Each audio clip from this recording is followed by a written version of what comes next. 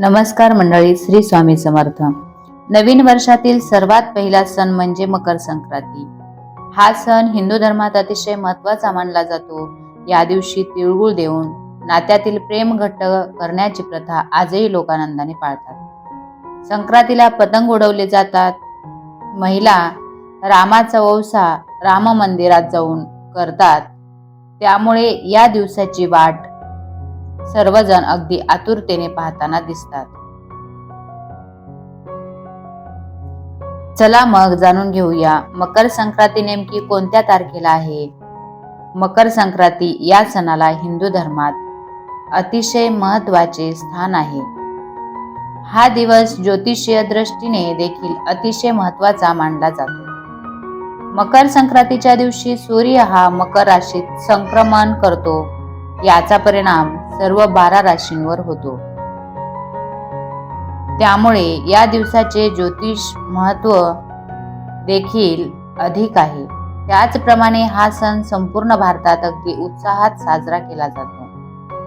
वर्षातील पहिला सण असून तो वेगवेगळ्या प्रांतात वेगवेगळ्या नावाने पार पडतो. महाराष्ट्रात मकर संक्रांतीला तिळगुळ वाटण्याची पद्धत आहे.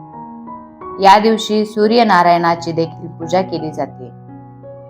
त्यामुळे पाहूयात मकर संक्रांतीची नेमकी तारीख काय आहे व या दिवशी पूजा कशी करावी. काय आहे संक्रांतीचे महत्त्व. मकर संक्रांती तारीख व मुहूर्त. मकर संक्रांती 2026 मध्ये बुधवार 14 जानेवारी रोजी साजरी केली जाणार आहे. पूजेचा शुभ मुहूर्त दुपारी 2:49 ते संध्याकाळी 5:45 पर्यंत आहे. मकर संक्रांती पूजा कशी करावी. मकर संक्रांतीच्या दिवशी विवाहित महिला सुगड पुजतात. सुगड म्हणजे मातीची छोटी बोळकी.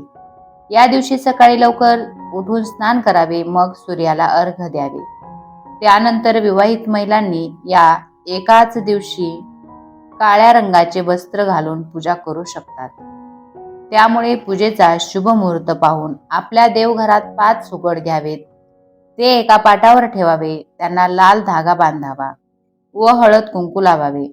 मग सुगडत बोरे, गाजर, शेंगा, ऊसाचे तुकडे, हरभरा, तिळगुळ ठेवावे. यातील एक सुगड आपल्या देवघरात ठेवावे, दुसरे तुळशीपाशी ठेवावे. त्यानंतर राम मंदिरात जाऊन रामाचा वौसा करावा. एक सुगड रामापाशी ठेवावे. एक सुगड सवाष्णीला द्यावे व एक सुगड कोणत्याही मंदिरात ठेवावे. अशा प्रकारे सुवासिनी महिला पूजा करतात. त्यानंतर तिळाची गोड पोळी घरात केली जाते व त्याचाच देवाला नैवेद्य देखील दाखवतात. मकर संक्रांतीची कथा. पौराणिक कथेनुसार शनिदेव हे आपल्या पुत्राला भेटण्यासाठी त्याच्या घरी जातात व शनिदेव हे मकर राशीचे देव असल्याने तो दिवस संक्रांतीचा मानला जातो. तसेच या दिवशी सूर्यदेव मकर राशीत संक्रमण करत असल्याने ज्योतिषी घटनांसाठी हा दिवस महत्त्वाचा मानला जातो. सूर्य मकर राशीत प्रवेश करतात म्हणजेच ते आपल्या पुत्राला शनिदेवाला भेटतात अशी मान्यता आहे. आणखी एका कथेनुसार देवीने शंकरासुर राक्षसाचा वध ज्या दिवशी केला त्या दिवसाला मकर संक्रांती म्हटले जाते. तसेच संक्रांतीच्या दुसऱ्या दिवसाला किंक्रात म्हटले जाते. या दिवशी कोणतेही शुभ कार्य केले जात नाही. या दिवशी देवीने किंकरासुराला मारले असल्याने हा दिवस किंक्राती म्हणून ओळखला जातो.